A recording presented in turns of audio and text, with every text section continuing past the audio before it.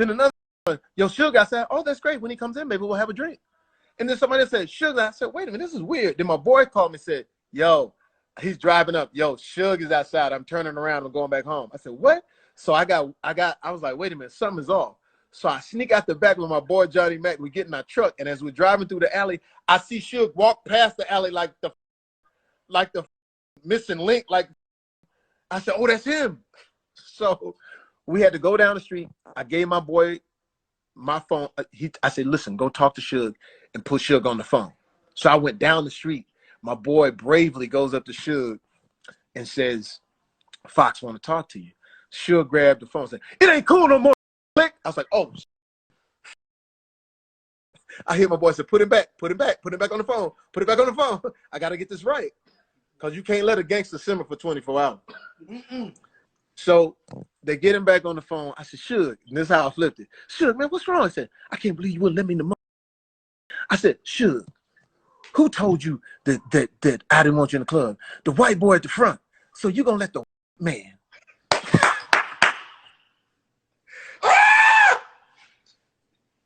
Sure, you're going to let the blue-eyed demon come in between us?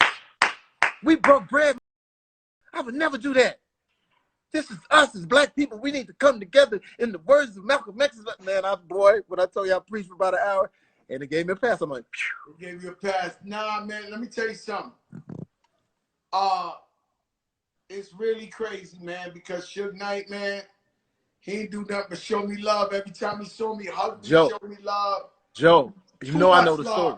I ain't want to tell, I can't even really, But you know I know the story, Joe. You know I know the story. I'll say this without giving everything away to everybody listening, everybody watching Joker right now. The one person that he always had respect for is Terror Squad, Fat Joe. Now I know the story about the guys in line because Dre and them told me. All right, he's on. You got to tell that story, Joe. So they at the BMI Awards or the ASCAP Awards. And this is a very mean and vicious Suge Knight. This is when, so he had a desk where all the artists was going in. And these the biggest artists on earth. I can't tell you their names.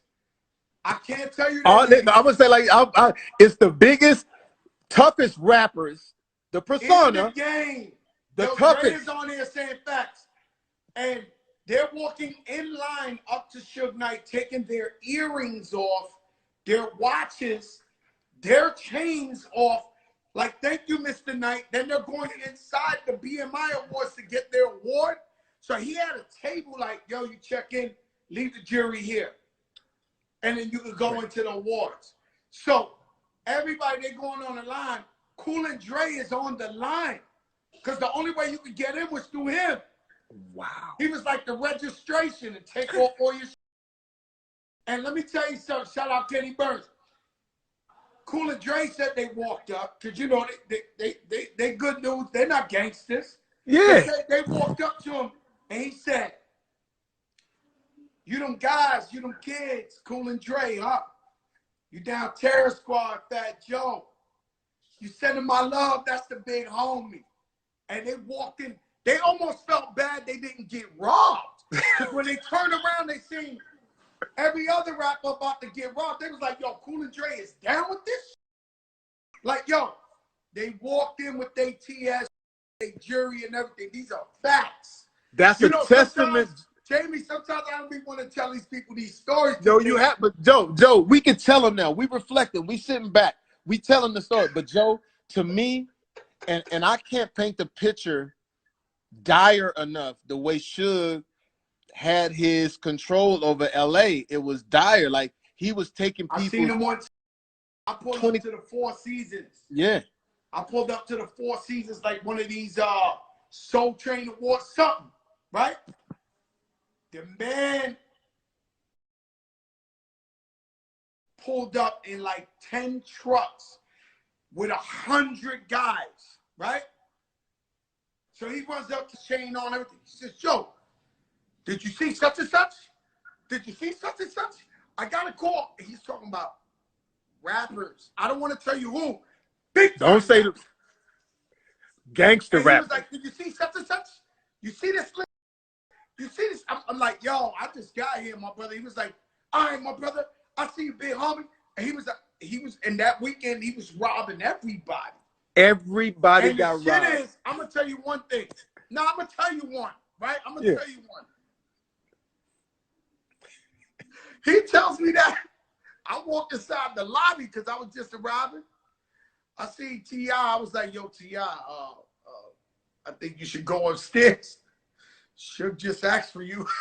Oh my God. Yo. That pressure. Nah. That pressure. 100 guys. Too much. No, 100 guys. And I don't know what happened. I don't know. No. I mean, like, I really honestly don't know what happened. I'm not being sarcastic. Hey, listen, I'm going to be honest with you, though. I don't care who you were. Gangster. Nah. This guy was the biggest. At that time, you really had to be smart the way you move. Bro, this guy was an animal. Yeah, you had to be smart because with nothing but the realest guys running around him, and he had 300 million. Yeah, you had to be strategic. You had to like me being a comedian, like some pressure on me one night. We at like Barry's, right? Late night. We at Barry's.